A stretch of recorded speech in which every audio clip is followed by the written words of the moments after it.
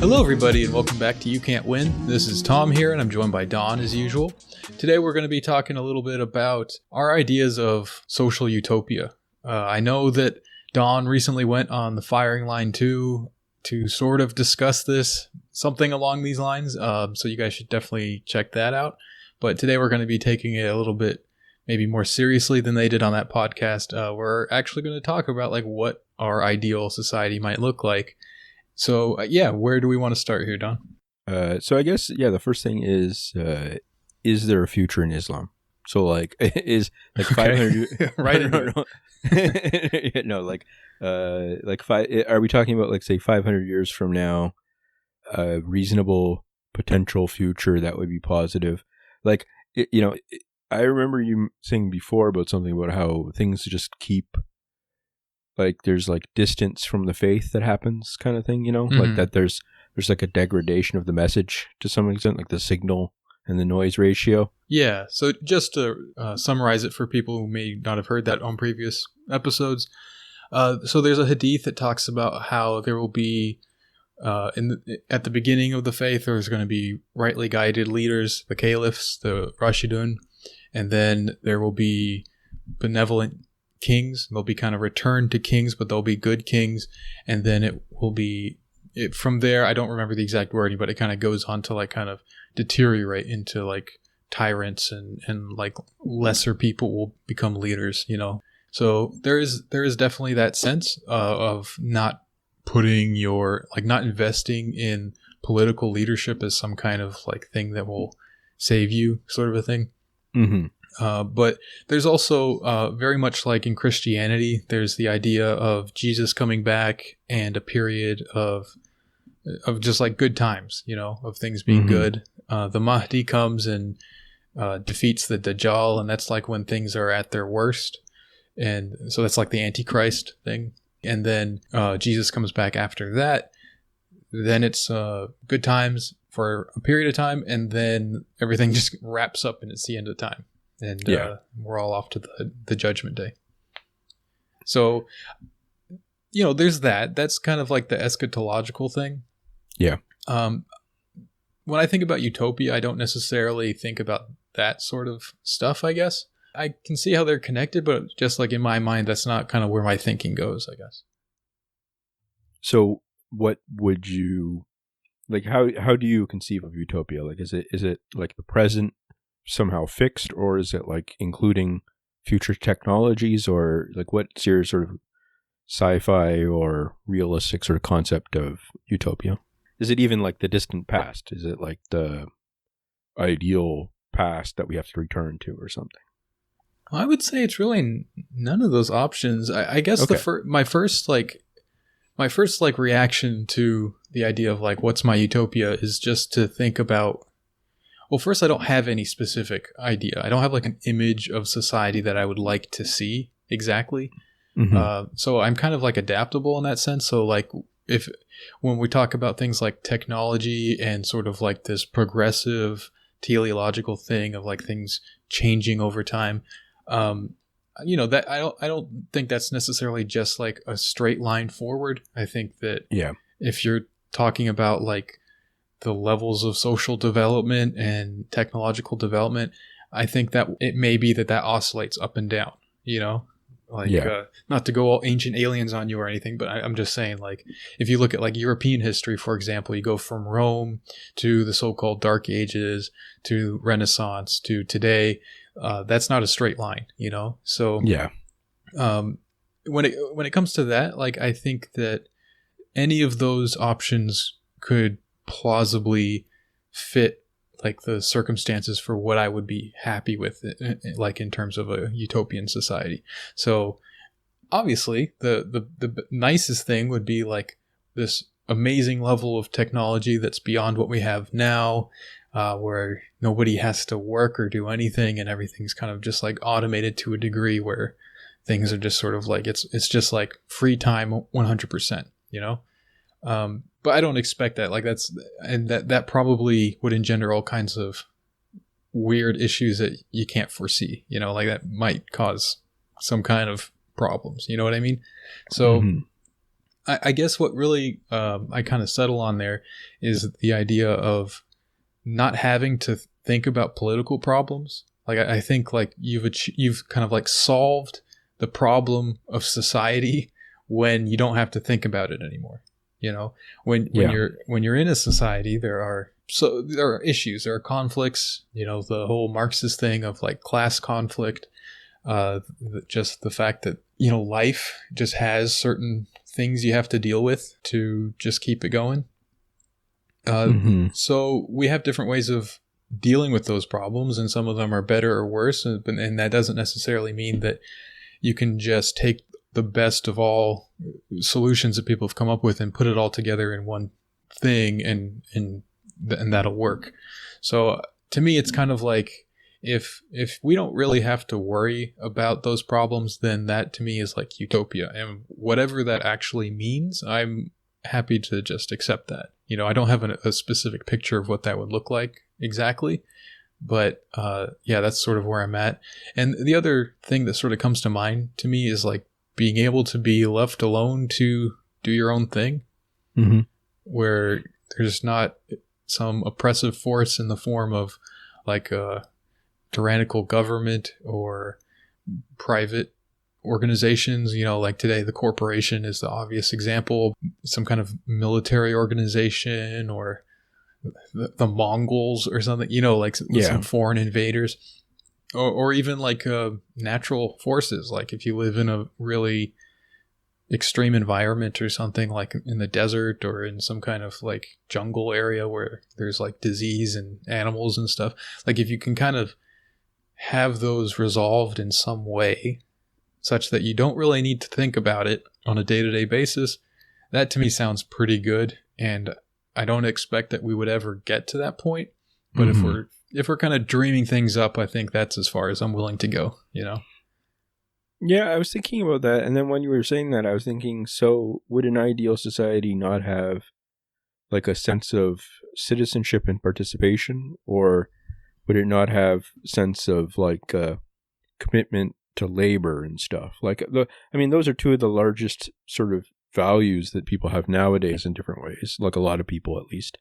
And so do you not think that those would be like, do those just sort of fade in a utopia? They don't really have a relevance, or? I would imagine that they would exist in a kind of naturalized way. Like the way that we think about, or most people think about things like their family or their nationality, and maybe to some extent their religion, things like that, where it's just kind of like taken for granted as this is the way we do things. I think that, you know, and obviously most of the time, most things are thought of that way by a lot of people, but I think that's sort of what I imagine for like this kind of these issues to be resolved in a utopian situation, to be kind of done in that way, where it's just like we have this way of doing things, we have some kind of identity, like, you know, this kind of collective identity that works, and it doesn't need to be any particular thing. It's just whatever works. I'm happy to kind of go with that. I don't have, you know, you opened this up asking me about Islam. I don't have any particular like religious, there's no religious character to these ideas for me necessarily. Okay. I think that Islam provides a lot of, it's a really strong foundation for getting things moving in the right direction. I think is like an ethical framework, and like, you know, and at the collective level, I think that kind of Islam sort of stands out in a lot of ways in that regard, because it does have like, the Sharia has like these collective sort of things that are taken pretty seriously. And I think that would be good. And I think there's a lot of ways that you can kind of see the society that I'm talking about working along the lines of Sharia and all that kind of stuff. So I imagine that would be the case, right? Like if things are going the way I am thinking about them, then I imagine that's how it would work out. But it doesn't need to be for me to kind of be happy with it. Like if things are just sort of that you can just wake up and have like a very peaceful, decent, relatively easy life, and everyone else is the same way. You know, it's not just you, but like everyone is kind of going that way. Then that's, I don't know, that sounds utopian to me. Yeah, that sounds like a good start at least. I don't know. Yeah. Yeah. So how about you? Where do your thoughts go? I was thinking that one of the first things is that, well, I mean, the economics part, I think I agree mostly. Like, like I think that, like, well, for me, money would disappear probably and stuff like that. Like, I just think that, like, a lot of like basic production and a lot of like distribution would just be done basically algorithmically. Like, it wouldn't even really be what you focused on. And I think that in a lot of other cases, it would be by rationing in a way that was just so part of your personal experience, like life cycle kind of stuff, that it wouldn't be experienced as shortage. Like, it'd be stuff like, oh, I want to go to the cottage next week, and you go allocate yourself one of the cottages or something, and you just go off and do that for the weekend or whatever, and it would be something like that. And then I think a lot of it would be like bounded by shame and stuff, or like bounded by just basic human expectations kind of thing. Like, there wouldn't be like a charge for any food, but there would be such an expectation of like health and well-being and stuff that it would just be, it wouldn't be that people just gorge themselves all day or whatever kind of thing. Yeah. I don't know. Yeah. And I think of a lot of it as like the technology. This is actually, part of this is kind of inspired by some of the role-playing game stuff I used to read when I was like a teenager and stuff about time travel and all that good stuff. Because one of the things that I was thinking is that, like, I think that like a lot of the technology will fall into the background, and it will be very, very rare, I think, for people, like, say 500 years in the future, to use screens or to read or to be like visual in that kind of way where they're passive and then accepting the information. I think almost all of it will be storytelling between people in like real life, basically, and or like something like that, like some sense that they're in the room, because and I think that it'll be very, very like vulgar or tacky or something to be like, no one would want to just be sitting around a computer all day or something. I think that like that would just not be, but at the same time, they would be surrounded constantly by technology, in the sense of not necessarily humanoid. That's like a big thing now, kind of, or like moving towards that kind of stuff. But like just stuff like cleanup or something. Like, all the cleanup would just be done without people even thinking about it. They would just have these things come out, and while you're away for the day or whatever, it would just all clean out your house and stuff. I think that kind of thing, like, it just comes out of the woodworks kind of thing, almost as if it's its own second nature, kind of like second experience. I think that's kind of part of the because I keep thinking of this idea of like your basic, like, the needs of like the economy at like a macro level being taken care of, planned, but then the human experience is what all the focus is on. So people still have jobs and everything like that, to some extent, and like formal roles in society, but they're all things like you're a teacher or a nurse or something, like all things where you're relating to other people. Sure. Yeah. That. And yeah, I'm liking a lot of these ideas. I think I agree with a lot of this. I do think that you are, I don't know, the storytelling and the lack of screens is making me think Kanye West and the whole hologram thing is, he's always, 30 years in the future. Sure. No, but I do think that is one of the things where whenever you're doing this kind of sci-fi stuff or whatever, like it really is obviously just, you're looking at trends in existing society, I think, but it's not like, or like things that you don't like about your own life even, I think, is part of it, right? Like, you might be like, maybe I shouldn't be sitting in front of screens all day or something. Sure. I should be. And I think that there'll be a lot more integration of, like, not necessarily wildlife, but like nature in how people live and stuff. Yeah. Because they can kind of they can set the boundaries easier because they know they'll be okay. They'll be safer because of all the environmental control, whatever they can do. So I think that people will privilege stuff like,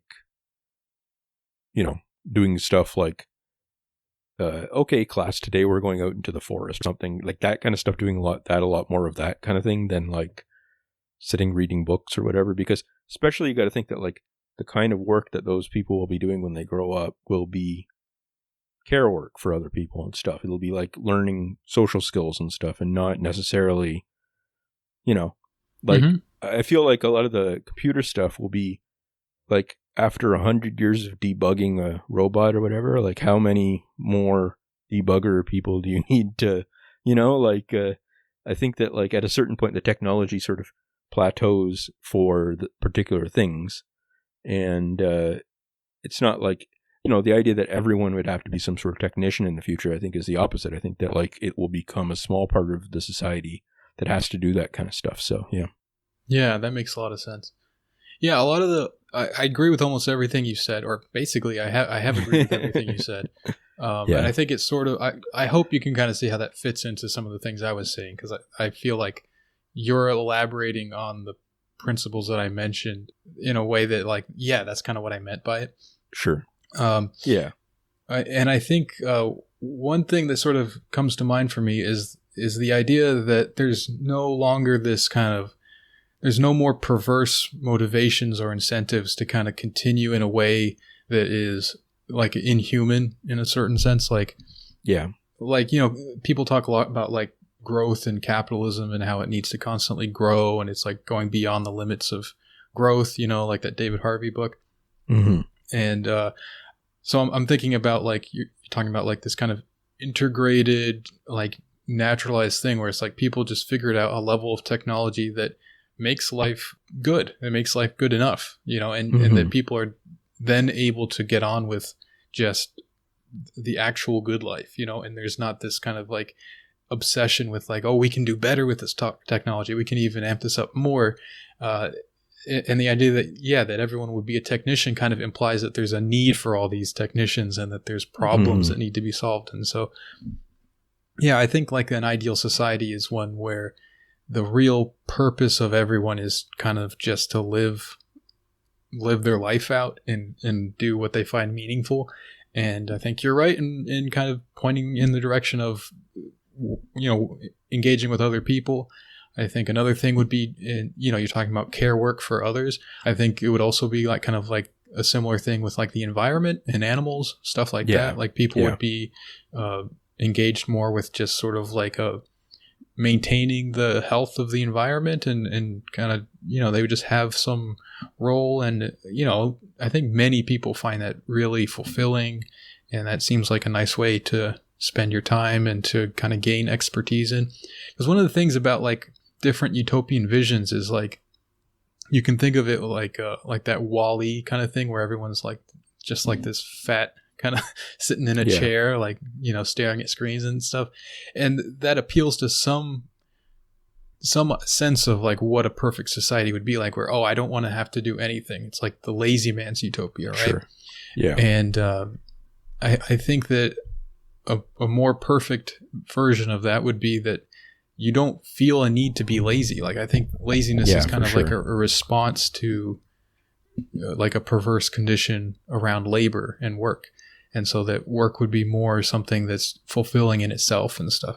And all this stuff kind of, it sounds a lot like the old Marx, you know, like the kind of classic Marxist sort of thing before you get into like Marxism and that whole thing, but like the philosophical Marx, you know, where he's talking about like people would be able to do this thing in the morning and this thing in the afternoon and this other thing in the evening. They wouldn't be stuck in a certain role and all that kind of stuff.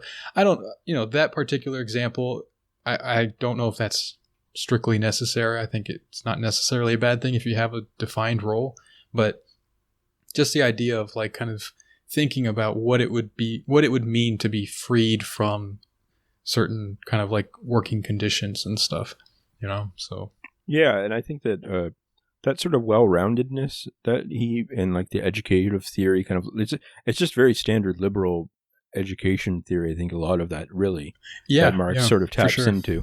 That's what Chomsky talks a lot about in that talk that I always bring up, that Government in the Future. He has like a long section about like education theory and how early liberals had this very idea that like, you know, because they were looking at it and going, okay, well, if you're spending 12 hours a day or more in a factory and all you're doing is one move with your arm every time, you know. Yeah. They're like, what kind of life is that? And you got to think that, like, it looked like, you know, 70-80% of society would either be doing that or caring for the people that were doing that kind of thing.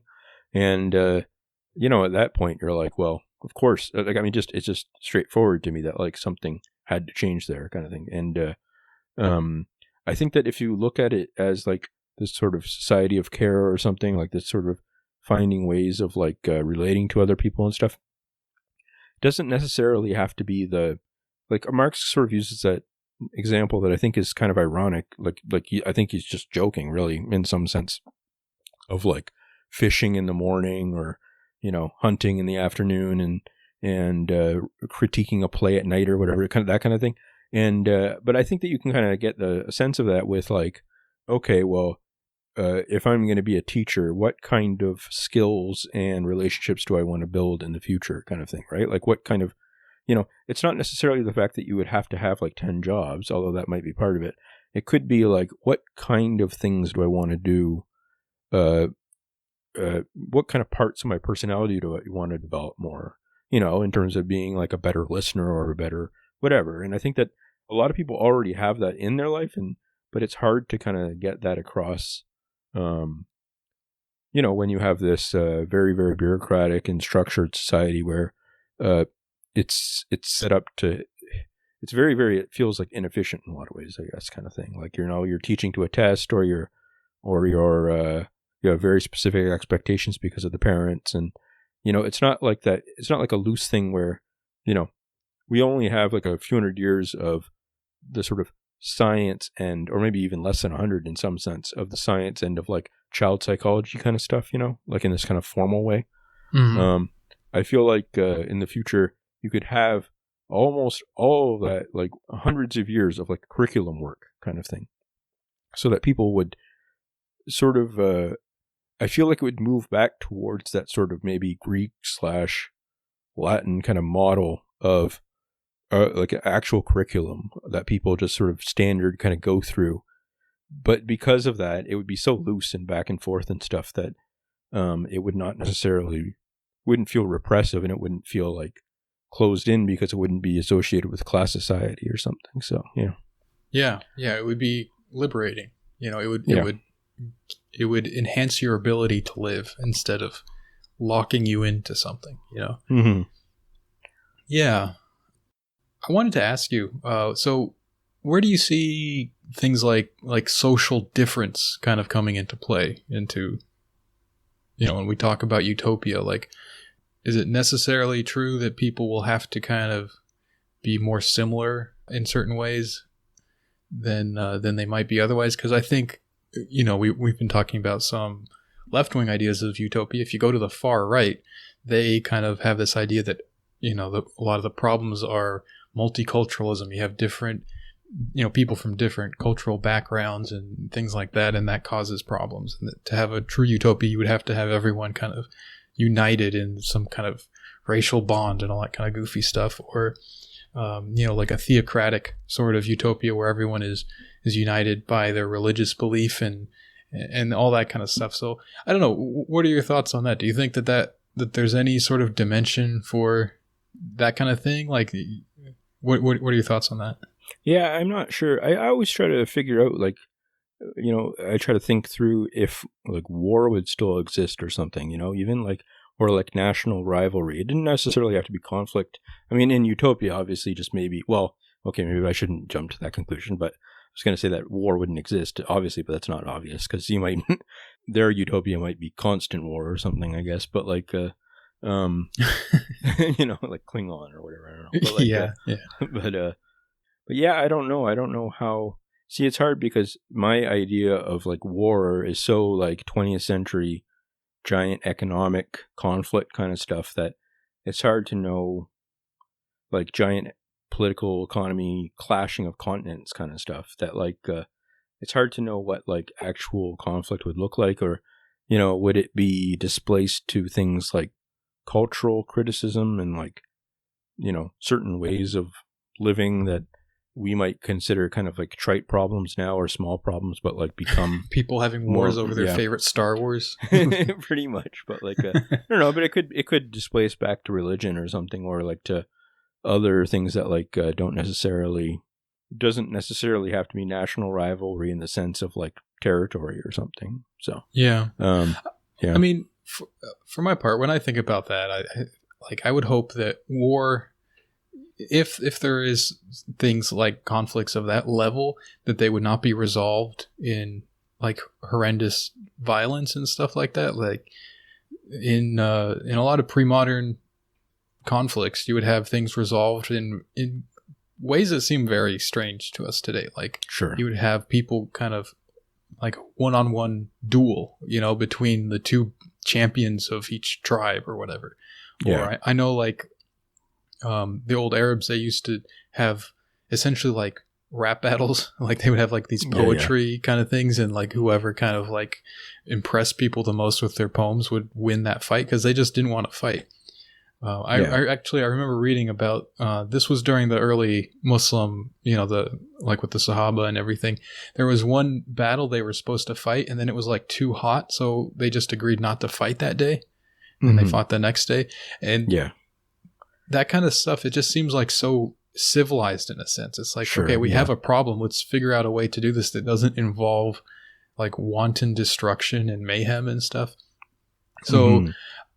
I would hope that there would be some way of resolving conflict that was civilized in that sense. I think war is a pretty barbaric thing that you just have to even resort to it. And kind of along those lines, you were talking about things like shame and stuff like that, sort of helping to order society around things like, I presume like crime is sort of what you were thinking about. Mm-hmm.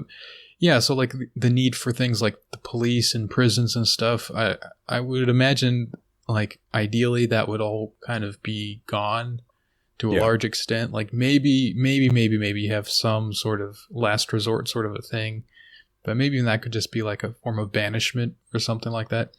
Yeah. And that you really just have, like maybe you have laws, but they're not really constantly needing to be implemented and tried and all that kind of stuff, and instead you just have a culture that engenders people to act right, and they just kind of, because there's a lack of motivation to commit crimes and stuff like that in general.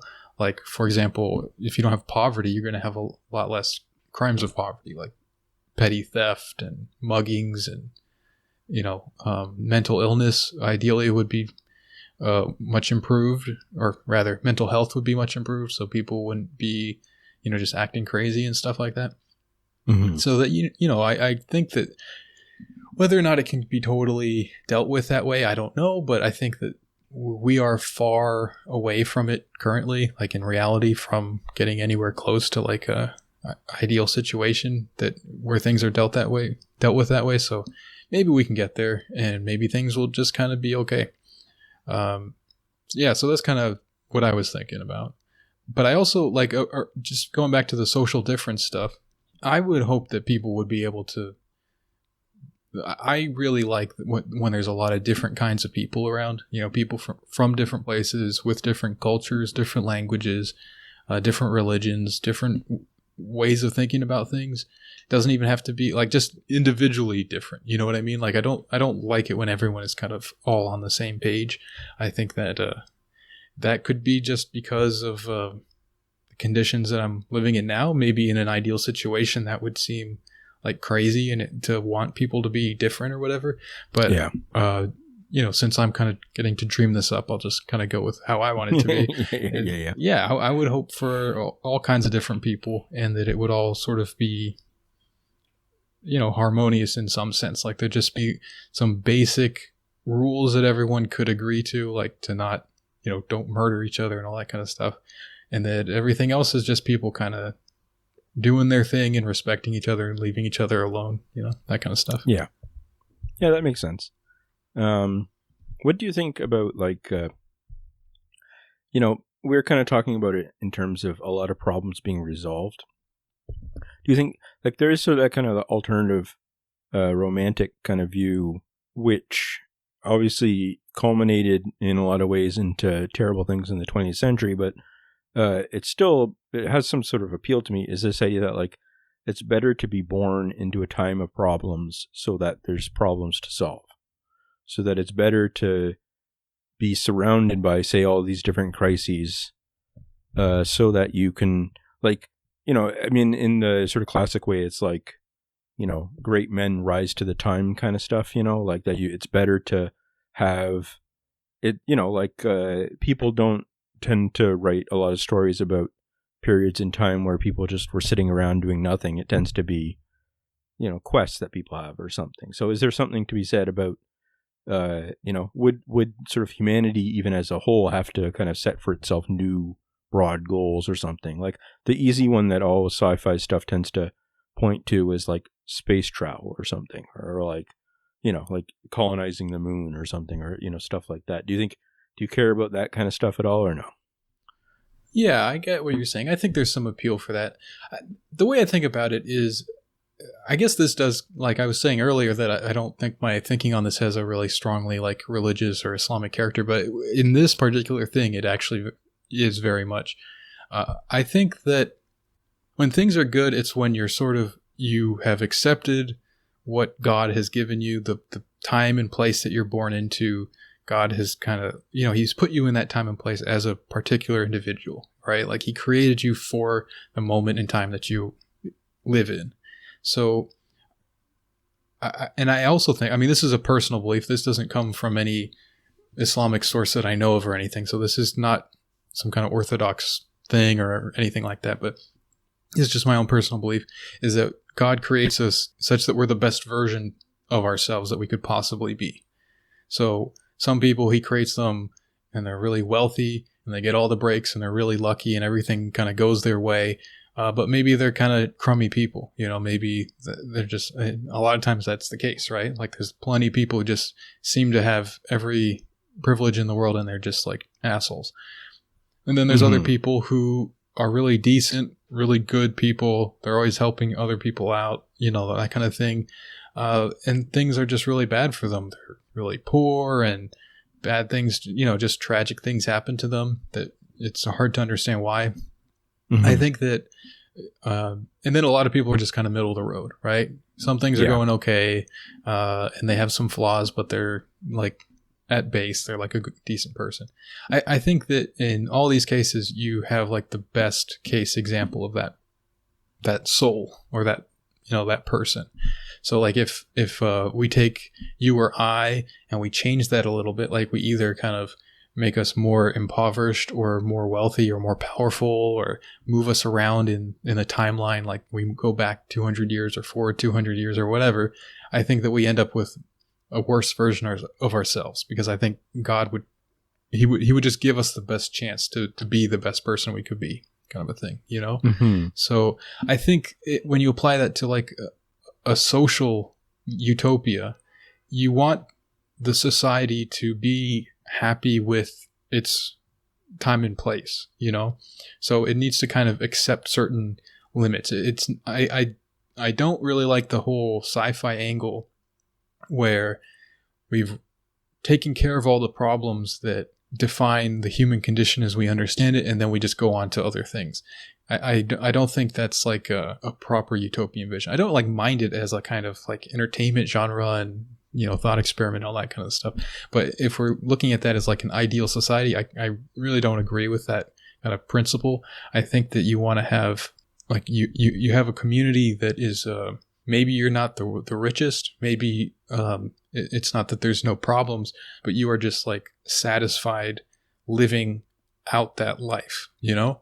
And so, you know, in a way this kind of comes to like, how do you kind of live in a utopian way in your own life kind of a thing? And it's just kind of, you know, I guess that's a separate issue. But the basic idea that I'm getting at here is that like utopia is sort of there are some basic material definitions about it that I would have, but ultimately it's more like a mentality of like, or even like, if you want to say like a belief system of like you accept your lot in life in a certain sense, right? And you kind of are making it work and you're doing you're doing good. You're doing good by other people. You're doing good by yourself.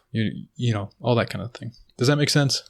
Yeah. So do you think, just to clarify on one thing, do you think that there's like genuine progress in happiness that could be made that sort of defines utopia, where the people will be actually happier than they would have been in other situations or something like that?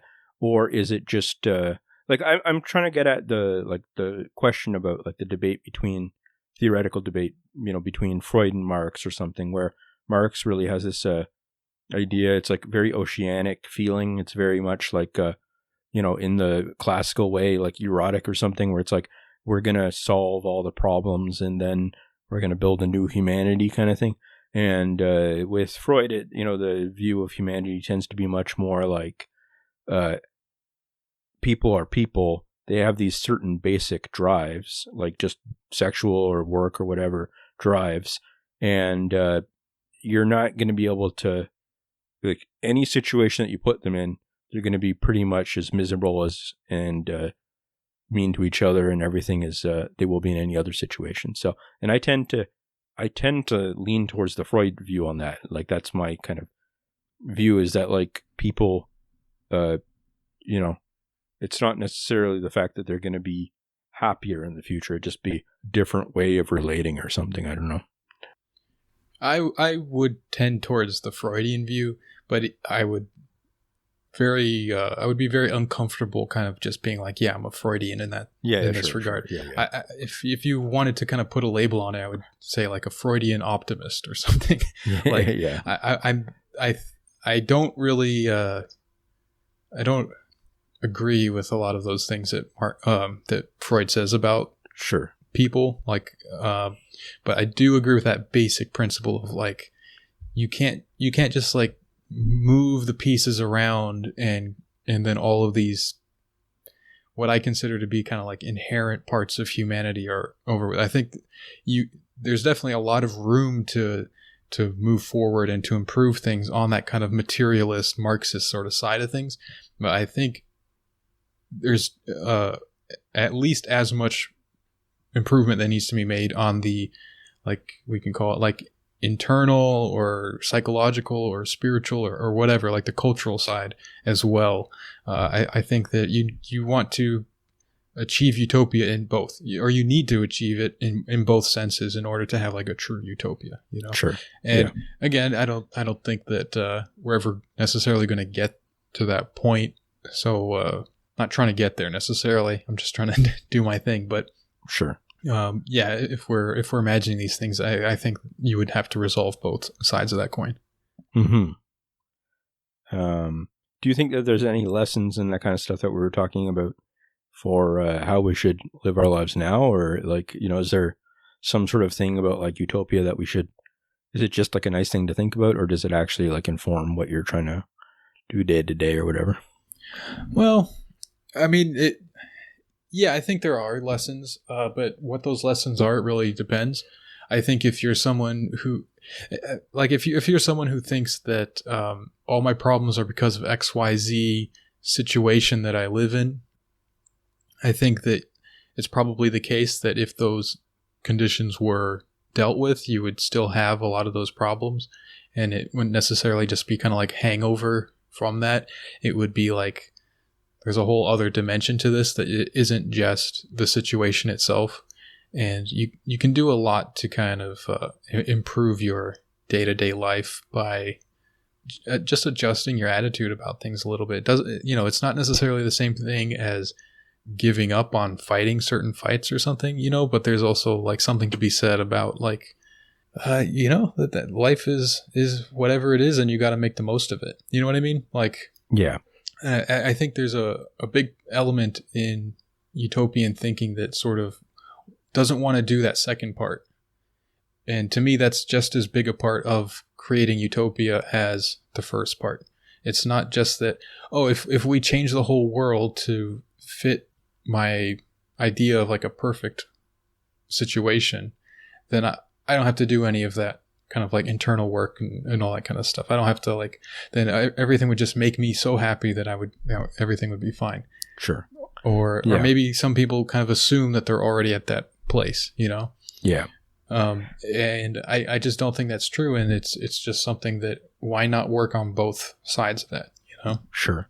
I'm reading a book right now that Bruv, our friend online, suggested that I read about like the Italian labor movement at the turn of the 19th century or 20th century. And the interesting thing about it, it's all about like the Catholic theology of the time and stuff, and how there's this sort of, you know, a lot of the leading theologians were very, very conservative in a lot of ways on what they were thinking. And it's funny because a lot of what they're talking about is the ideal society, and like, you know, it's funny because they have this way of trying to impose, you know, one of the ideas of utopia is always like, tends to be like social peace. Is this idea of like the way that conservatives kind of focus on politics a lot of the time is building social peace in the now, and the idea that like somehow labor movements and stuff are disturbing that peace, and that otherwise you'd have this harmony between workers and employers and stuff. So one of the big debates that there was something called the mixed union. And this idea was like, say there was like the railroad sector or something like that, like transport, whatever. The person that owned the railroad and all the managers and all the employers would be part of the same union. And it was this idea of like a corporate kind of union based sort of on the idea of like a medieval guild. And it was this idea that you shouldn't have class conflict. It should be like people figuring out the ways of working together kind of thing. And it's kind of funny that I was reading this because I realized that a lot of like the ideas that I had about sort of like economic policy for the midterm were really, a lot of them were sort of like conservative ideas that I had rebranded in different ways in my thinking. And I realized the shortcomings, some of them pretty quickly after that. Like I had always kind of focused on this idea of like sector by sector councils and stuff, trying to figure out ways of like consolidating and coordinating within the sector. Because that's very popular as like a thing in like Europe as a way of moving forward. And I realized that like a lot of that would in practice end up being like a mixed union kind of thing, where it's like, you know, the corporate sort of organization. And obviously the final outcome of that sort of conservative thinking was like fascism, obviously, where they created these national fronts of labor and production and stuff. I do want to say though, just quickly on that note though, I don't think we should be shy about, that doesn't necessarily mean that that's a bad outcome. Yeah. Like, I think there's a tendency sometimes of, oh, well, that led to fascism, therefore it is also like fascist and it's genocidal. No. Yeah. You know what? I think we want to just be a little bit careful. I'm not saying you're doing that, but saying. But the main thing around it was it's this sort of debates that they would have around. It was things like, you know, to be a good Christian, or like was it sufficient to, like, say, give a share of your wealth to charity, or should you be giving all of it, or should you even be trying to maintain your position in class society or something? Like, say you own a big plot of land or something, right? Like you're a landholder and you have certain, you know, even after all of the revolutions and stuff, you have some sort of ties to your people kind of thing, because they're like working your land or whatever. And you have all these different weird, strange kind of relationships, and you might have relationships with like politics in different ways, you know. Is continuing your situation in society consistent with being the best Christian that you can be, kind of thing? And it's interesting because the impulse of a lot of the theologians was to basically pretend that society was utopian already, except for troublemakers. Yeah, you know, right. That's the issue I have with it too. Yeah, yeah, and a lot of the time, or it was very close to it, and the problem was greedy capitalists and greedy troublemaking workers and stuff. So they would still blame people and say, no, you have to. They would say, like, you have this surplus on top of your, you know, of your wealth, and there was never the same kind of thing as in Islam, where there's sort of like, you know, the fixed rates and things that that, or at least like, a sense of them. It doesn't need to be like 100% fixed in the sense that like, there's still wiggle room or different debates around that. I'm not saying that like it's 100% clear, but like it's much clearer than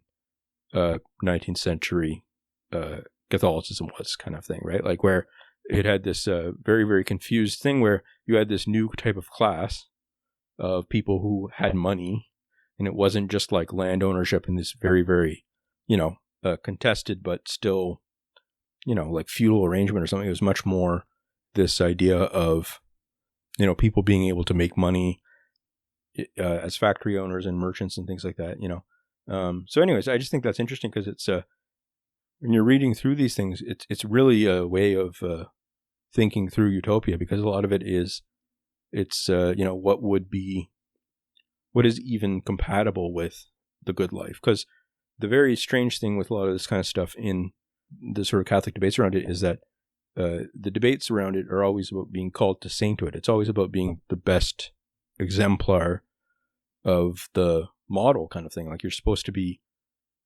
it's going the extra mile. It's literally going the extra mile. That's like supposed to be the Christian thing, right? So it's once that's kind of transformed into a social peace kind of thing of, well, you shouldn't be striving and, grabbing for wealth and stuff. So that applies to workers as much as rich people. It's like, well, okay, but those are not compatible, it's like more kind of, anyway, so it's just an interesting debate, I find. So, yeah. Yeah, that is interesting. Mm-hmm. Yeah, I'm just trying to think if I have anything more to add. I'm not sure that I do. I guess I will say one text that I've read that gets about as close to the utopian thinking that sort of matches mine. It's a weird one to kind of shout out, but it's Sayyid Qutb's Milestones. Do you know what's funny? I was going to mention that as a joke. I was going to say, was it Sayyid Qutb's Milestones? As like, yeah. So, but it's true. Okay. Yeah, pretty much. It's really weird. Like I don't approve of his, his activities with the Muslim Brotherhood and all that kind of, obviously his political activity leaves much to be desired. Sure. And I would kind of put him on the other side of things. Like I think he made things worse. Yeah. But his writings are really interesting. I think the Milestones in particular, it's almost like an anarchist reading of Islam, where you sort of buck human ownership of a lot of things, and you instead kind of give it over to God, and you accept God's ownership of things like land and his ability to, like, his law giving and all that kind of stuff. And everyone is supposed to accept that and live in harmony because of it and that kind of thing. And, I'm simplifying it a lot, so that sounds like an easy thing to sort of refute and whatever. But I think that book is really an interesting read. And yeah, I would basically say like that's sort of the closest that I think of that I've found that kind of comes to the way that I would think about like an ideal society being, where people, it kind of gets at what I've been saying this whole time about like material problems are resolved in a way that is material. Like it's not kind of resorting to that, like the thing you're talking about with the kind of conservative idea of like social peace, and it would be fine if you guys would just stop complaining, sort of a thing.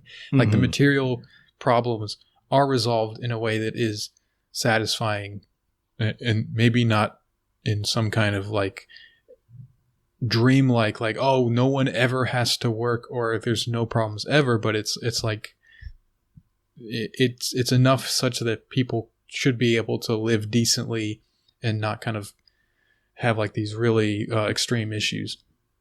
And at the same time, like there's a lot more focus on like, what's my purpose in life? I should work on that, So I think in that regard that Qutb and I are on the same page. But again, I will say I'm not advocating or agreeing with any of the terroristic stuff. Sure. I mean, I feel like I'm still, I don't know. I just feel like I'm still learning about this kind of stuff. I'm not sure what the like book equivalent kind of thing from you would be. I'm not sure, but I mean, even, maybe something like the Chomsky stuff that I said earlier kind of thing, where it's like, that's the kind of, what I end up kind of falling back to, at least, is like the framework of free people finding ways of coordinating through planning and stuff, but not in a way that's oppressive or something. So I don't know. Yeah, we need to synthesize the two. Qutb, Chomsky, and Utopia. Sure. Yeah, cool. Well, I thought that was a good chat about Utopia. Do you want to get into questions, or? Yeah, sure. Yeah, I hope that kind of result. Sometimes we get, like we discussed on, I think it was last week's episode, someone was saying we always say about how you shouldn't work on problems, your cops and all that kind of stuff. I don't know. I feel like sometimes we do tend to kind of go down the route of like everyone trying to make things better is a dummy and it's all a scam and that kind of stuff. And I just feel like I wanted to put our cards on the table and kind of show people like this is how we actually kind of think about the sort of stuff. So yeah, I think that's a good idea. And especially Trump's second term is going to be difficult for a lot of people, and we're going to be enjoying. Yeah, you know how I was saying. I guess I said this on a Patreon episode, but I was saying like my gut feeling is that Trump's going to win, and that was fairly confident. I'm kind of feeling like that's turning. Like I'm not feeling that so much anymore. I'm not sure. I'm really not sure. I've kind of been going back and forth on it. Like earlier today, I was kind of feeling like, it's so weird. I feel like some kind of weird like mystic. Like I just like smell the wind and like I can tell what's going to happen or whatever. But it's just fun to kind of like take that a little bit seriously in the sense of like just trying to pay attention to it. So I was kind of getting the sense of like, you know what, maybe it is really going to be this whole Biden thing, but not completely convinced of that, but I'm definitely not convinced that it's a Trump win anymore. So I don't know. Yeah, sure. Well, I know it sounds like I'm hedging my bets here, but I'm just saying. No. Well, I mean, we're not really making bets because, you know what I mean? It's just fun talk, but like, sure. But it is going to be funny and weird because, Tuesday night, it's going to be Trump declaring victory. So whatever happens after that's going to be fun. Yeah, so, right. I think that's what it's going to happen. Like with all the write-ins and all that kind of stuff. Yeah.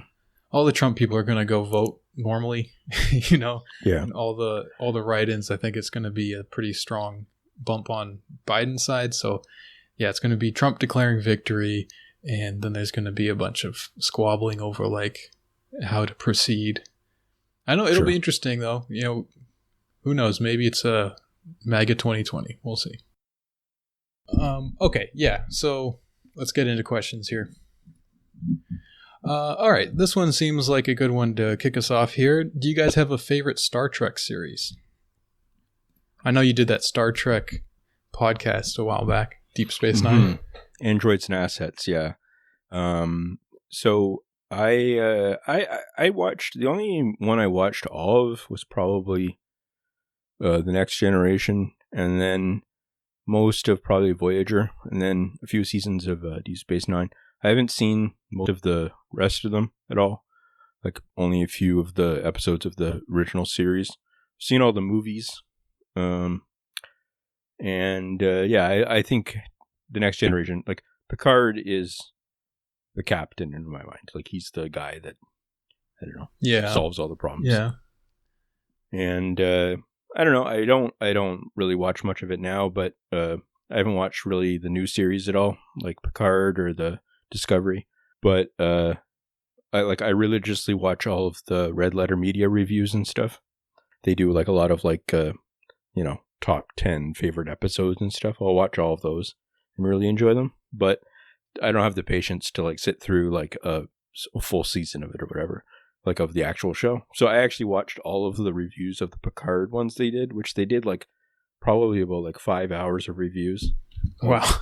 Of like the first season of Picard and the new one. And so I'm watching that in like, almost like taking notes, like, you know what I mean? Like just very, very attentively watching it, but then I've never watched the show. So it's kind of funny that way, but like, I don't know. But I don't like the universe as much as Star Wars. I like the Star Wars universe more, but like, yeah. So Yeah, I'm not a big. I'm not definitely not a big Star Trek fan or a Star Wars fan or anything. In terms of what I've seen, it's pretty similar to yours. Although I think I've probably seen an equal number of Next Generation and Deep Space Nine, maybe just as much Voyager, but that wasn't as memorable to me. yeah, So maybe I've seen just as many Voyager episodes, but they just don't stick in my mind as well. I'd say I probably enjoyed Next Generation the most. I kind of liked the little, like how they were, each episode was sort of like this kind of philosophical dilemma or something like that, like a little fable. I really enjoyed that. Deep Space Nine was, I mean, this makes it sound kind of bad, but it was a little bit more like a gritty realist kind of a thing. I enjoyed, I actually like that about it though. Like I think the fact that it takes place on like a space station is also kind of interesting. I was never really taken with the whole like ship adventuring out in the hinterlands kind of a thing. I kind of like the idea of like this space station that's like a hub where all these people from different races, or what are they called? Alien races, I guess. Yeah, where they come. Species, yeah, whatever it is, and there's all this intersections of these different political factions and all the intrigue and stuff that plays out. So I definitely do, and I like Deep Space Nine as well, but if I had to pick one, I would, I guess, go with Next Generation. Also, just because it has like Q and Data and Geordi and all these kind of fun characters. Yeah. And have you seen any of the new stuff or no? Not at all. Nope. Yeah. Not at all. CBS series, whatever, the new ones. Yeah, no. What about the movies? Have you seen any of the newer movies, like the reboots and all that? I saw the one where they kind of like go back in time, and it's got like Kirk and Okay. whatever that one was called, and I think I saw the one after that, but pretty quickly forgot it. So you haven't seen the Chris Pine ones, like the last few years? Oh wait, no, I did see that. Yeah, I saw the first of the like that reboot, right? Yeah, the modern reboots. Yeah, it was didn't feel like Star Trek to me. Yeah. It felt more like these superhero movies. Yeah, it pretty much is. But I don't know, they're fine for what they are. I don't know. I always try to think now, I say it, sometimes people get mad at me when I say this, but like gas station attendant kind of stuff. Like I always think to myself, like, if I were 19 and working as a gas station attendant, would I like the movie? A lot of these ones. And because it's like people have this idea that like, I don't know, sometimes like I'm fine with like criticizing movies and stuff. We've done it quite a lot on this show too before, but like at a certain level, you kind of have to go like, are they aiming at me at all? Like, is it actually me? I mean, to some extent they are 100%, a lot of them, because it's like I'm in that age range of like, 18 to 45 or something, like male who is going to watch any Star Trek or Star Wars thing or whatever. Like, yeah, like if I don't like it, it's like, yeah, okay, well, like, you know what I mean? Like, I don't know. It's just, it's like it doesn't, sometimes people have this idea that they have like a right to be catered to the nth degree or something. So you have to take it on its own terms for what it is, right? Yeah. Like, so it's kind of your fault. Yeah. If you go into it expecting something other than what it is, well, yeah. So they're not hiding it, Yeah, I just watched the first episode of the second season of that Mandalorian show, and with Baby Yoda and whatnot. And the first episode had the guy Timothy Oliphant from Deadwood, the Seth Bullock character in Deadwood, playing a marshal in a town for the first episode, where he basically, it's like very, very leaning on his character in Deadwood in the Star Wars show. And I'm like, at that point, what am I complaining about? You know what I mean? Like, it's like, like the show is 100% catered directly at me. Am I going to be like, no, it's not that good? Yeah. Like, come on. It's and like the other one had like Bill Burr in it. And it's like, okay, well, I like Bill Burr. That's fine. Is he like Bill Burr, or is he kind of like just trying to act and not really being Bill Burr? He is, basically the way that they make them act in this show is like very, very calm, and like the violence is very, very, there's lots of like violence in it, but it's like it almost always is like very, very cartoony kind of thing. So he has like 4 guns or like a bunch of guns and stuff, but like doesn't really, just it's like shooting them at like robots and stuff. It's not like, but like I would say that he is like Bill Burr on like Valium or something like that, because his whole like thing has to be like him kind of being like giving those little quips, whatever, that you can imagine him saying, but like half of the time, number one, he's saying it to no one that's there, right? Because it's all CGI and stuff. So it's just like him saying it to like, someone holding up a sign that shows where the eyes are or something, right? Yeah, and then, like 20 times to get the right take. Yeah. And, but it's always in this very, very flat affect. So like his whole thing obviously is that he gets very high pitched and excited, and when he's talking, so and very, very like rude. And in this, it's kind of like it's like an interaction he would have with like a fan after like 10 hours of like flights or something. He's kind of like, oh yeah, that's very good. Just kind of like whatever, doing his thing. He's not complaining about like this space lady. So, anyways, but it was fun. It's fun to like, I don't know. There's what do you call it? Werner Herzog, isn't it? Oh yeah, I forgot about that.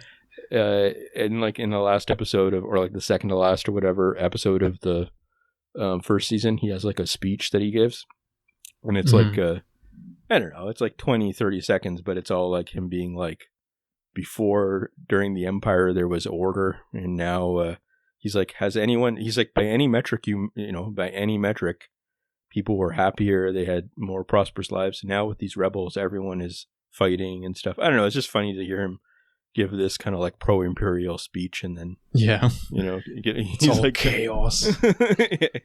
So that was pretty cool. So I don't know. So that's cool. That's so maybe I'm more of a Star Wars person now. I don't know. Yeah, sounds like it. I'm glad they're using those guys in a way that suits them. That's good to hear. The thing about Bill Burr, like he's in Breaking Bad and stuff. Oh, really? Yeah. And he's very like low key in that, and it's sort of like, why did you even cast him? Because it's like the exact opposite of what you would want him for. Sure. But, yeah.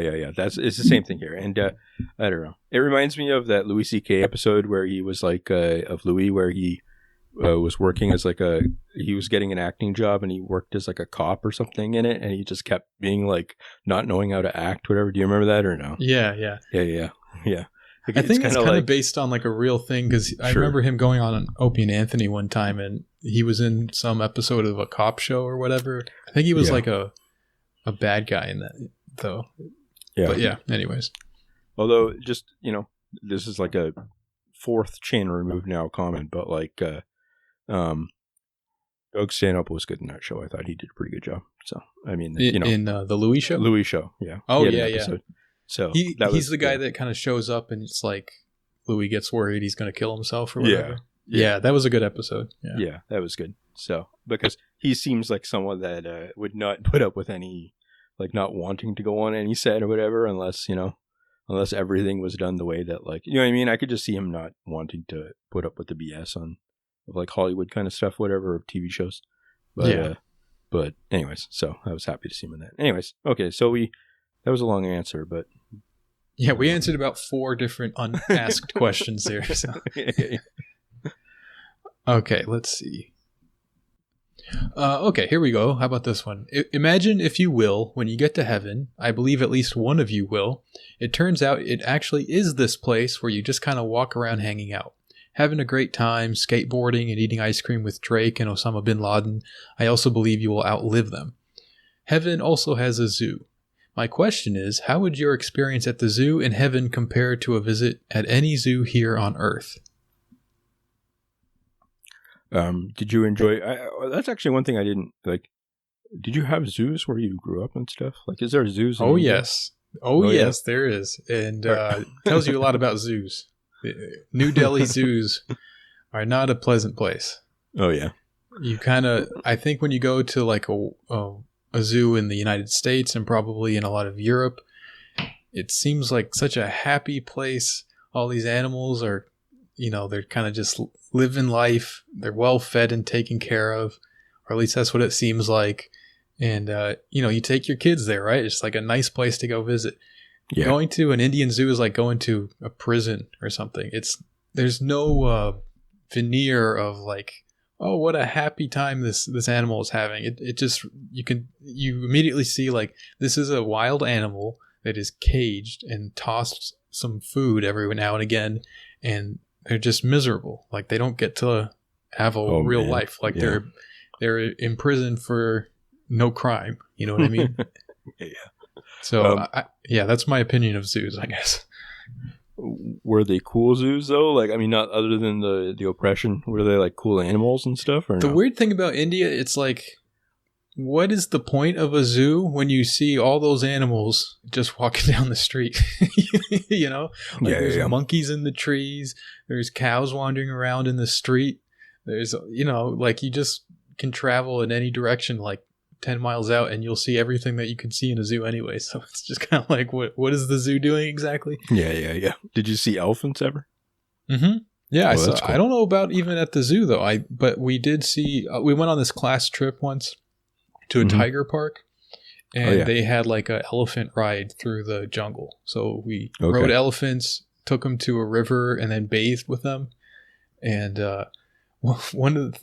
so the thing about elephants, I guess they kind of got relaxed and they started just taking dumps in the river.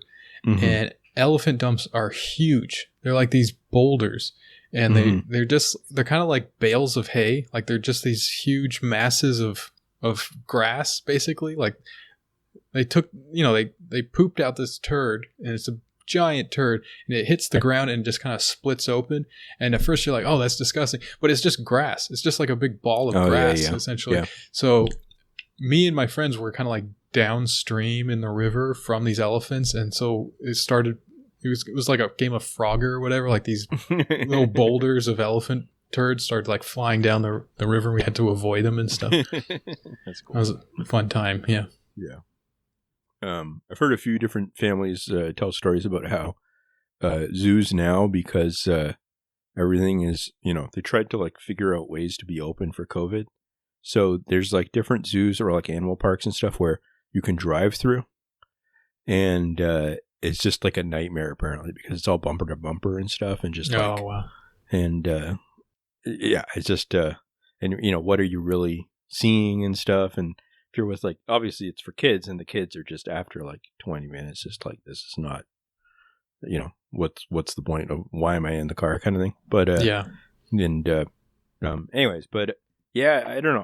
I really liked zoos when I was younger, but I would reach a certain point pretty quickly when I was there that like the smells would just like, for some reason it would always be on like I guess maybe because it was like cheaper that day, maybe, I don't know why, but like certain like our school trips and stuff would always be like in like mid-August or something, when it was just like boiling hot outside, and we'd be wandering around, and I always remember like the feelings I associate with the zoo are terrible headaches, stomach aches, terrible smells, just wandering around. I actually really liked the animals and stuff, but I just remember the feeling of like, after like a few hours of walking around, feeling like I was gonna die, and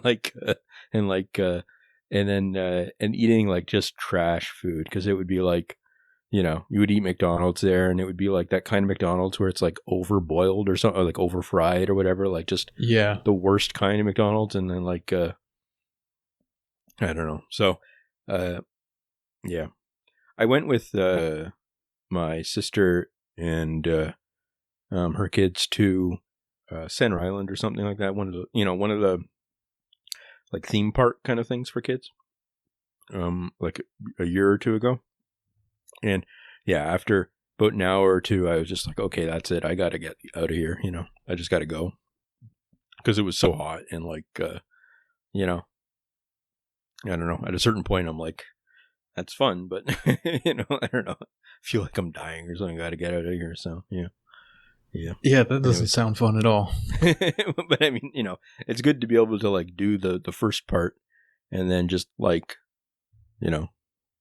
basically, a lot of the times when I do stuff, I have to like basically feel like I'm in a life capsule coming home, or like a, like a space capsule, like ejected home, that I just have to like, wait to get home, like kind of thing. Like I feel like I'm in stasis or something, and not feeling great. And anyway, so that, yeah, I'm pretty sure in the next few years I'll want to go to a zoo with my niece and nephew and stuff once they're reopened and stuff. But I'm just, I'm gonna have to.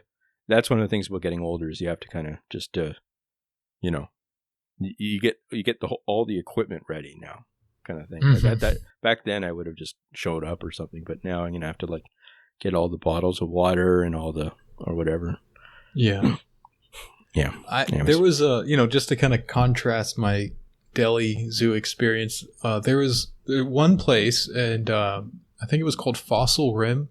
It's like a sanctuary park in Texas that we went to. I think we went there a couple times actually, and that was really cool because it's the animals weren't like caged up.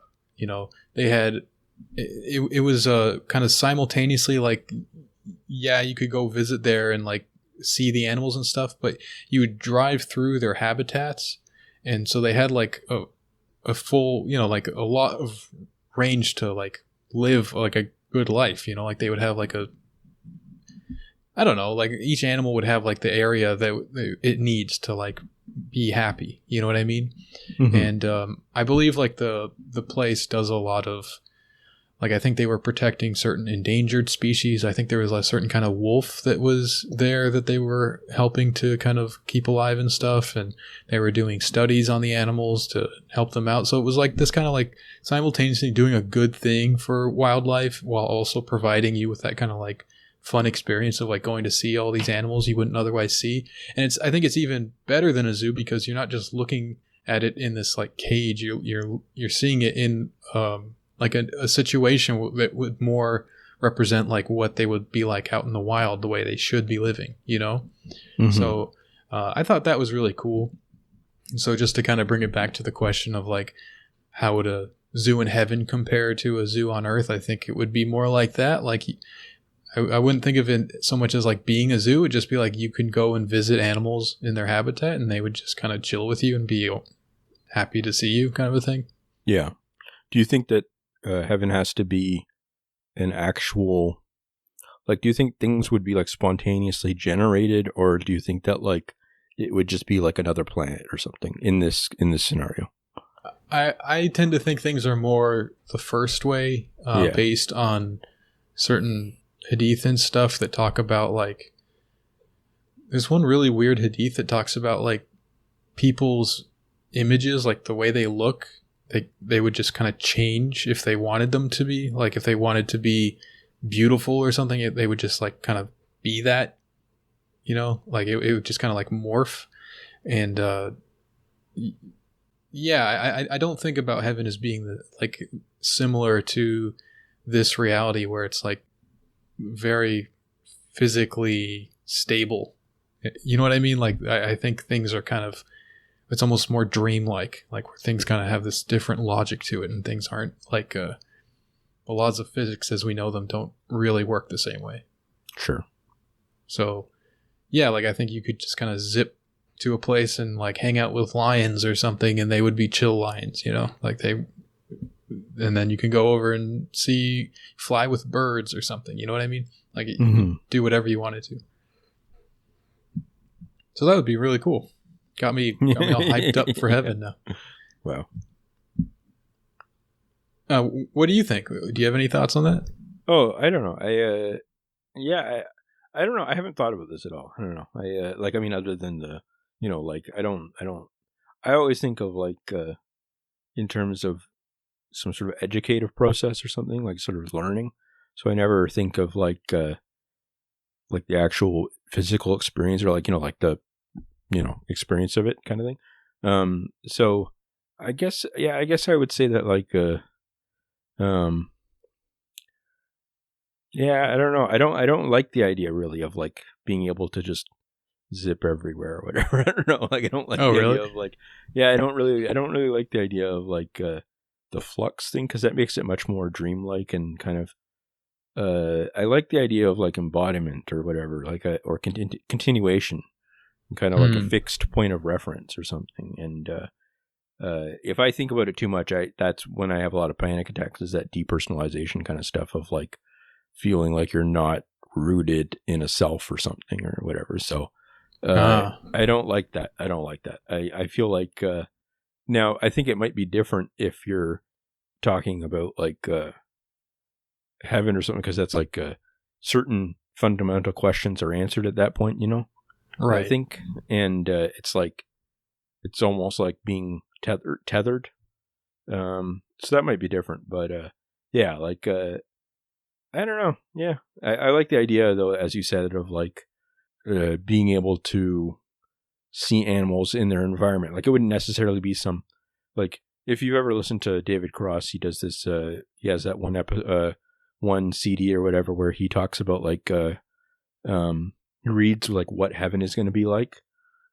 He reads from like a Baptist newspaper or something, and it's just like the streets will be paved with gold or whatever, like really really detailed kind of stuff. And he thinks it's like obviously really stupid, but like I find that strange, like that kind of thinking, like getting too detailed. Like they used to do that a lot in like the last 20 years with like jihadi memoirs and stuff. They would always, or like notes and stuff they found, remember, like they would just constantly like bring that up, and it always felt like it's not like that it's bad to me, it just feels like strange, like I don't know, almost like presumptuous or something, like that you're like you get to decide kind of thing and not someone else, so yeah.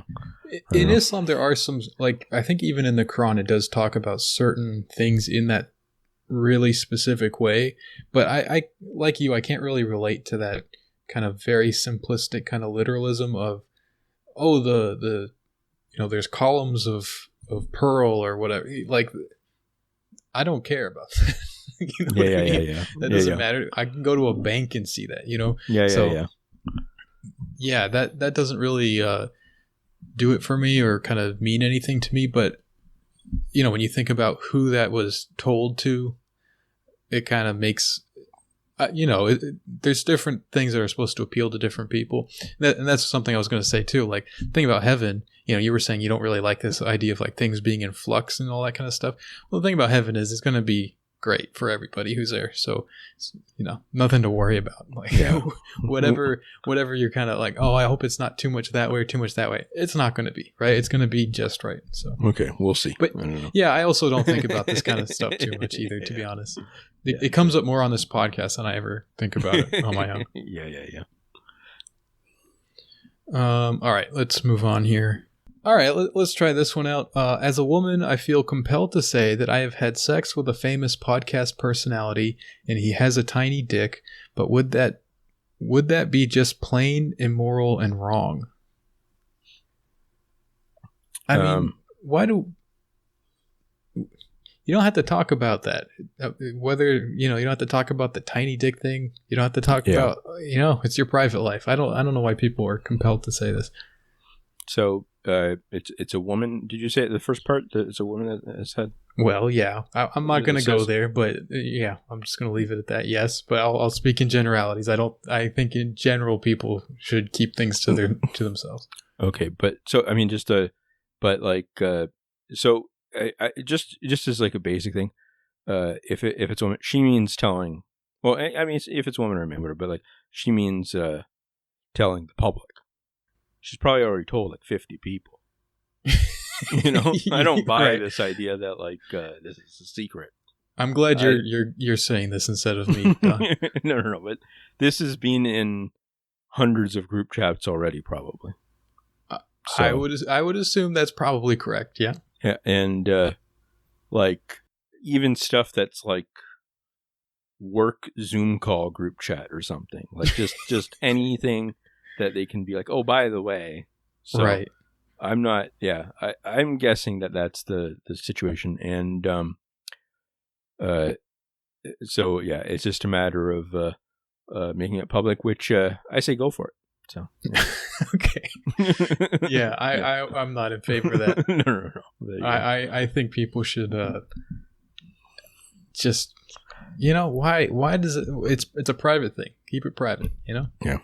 And I don't care. The tiny dick thing doesn't have anything to do with it for me. It's just like your sex life is your private life. I don't want to hear about it. Sure. Okay. How about this one? Let me know what you think of this bit. Coming to God because you believe he gave Republicans the coronavirus. Yeah, I saw. Have you seen? I guess it's gotten pretty wacky with some of the stuff about, like preachers saying stuff like Christians can't get it. Oh, really? It's starting to get into the blame game kind of stuff where it's like, if you died, then it was somehow your fault. And I mean, Trump is 100% believes that now. I mean, personally, but like, well, proof is in the pudding. Yeah. So, I don't know. I think it's one of those weird things where we're getting into the point where people are I don't know. Remember when black people couldn't get it? That was the whole thing. Oh, right, that they were lower death totals or something like that. It was like there wasn't any outbreaks in Africa yet, so it was a big OTEP thing of like, oh, really? Their powerful genetics is killing off the virus or something. It's the opposite thing now, I think, in terms of memes, where people are focusing on the idea that like it's people stuck at work that are the ones getting sick, which I don't even know if that's like. It is true in terms of like, if you look at the outbreaks in different neighborhoods and stuff in Canada, it does pattern with people that are in like low income housing and stuff, or like now at this point, like in the second wave, or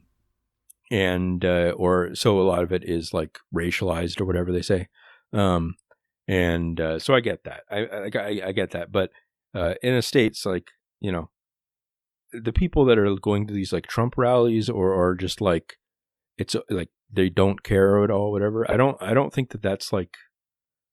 Do you know what I mean? Like it's the idea that like somehow it's either people are getting it because they're careless now, or people are getting it because they're forced to be at work, whatever. It's just like it's just a pandemic. I don't know, like trying to I don't know. It starts to getting like, you know what I mean, like really, really. Everyone wants it to be the simplest narrative they can think of, kind of thing, a lot of the time. So right, and it's always my politics are correct once again. yeah. And I don't know. I'm getting really tired of this. I like I like not having to do stuff. That's like a positive to me. But like, I really don't like the whole discourse around it kind of stuff. I don't know. I'm kind of tired of it. I don't know. Like all the people being like trying to get quick wins off this kind of stuff. I don't know. Oh, I love that stuff. That's my favorite thing. Yeah. I love discourse. Yeah. No, yeah. I just check out of it. It doesn't need me, and I don't need it. So I just go our separate ways. Sure. Yeah.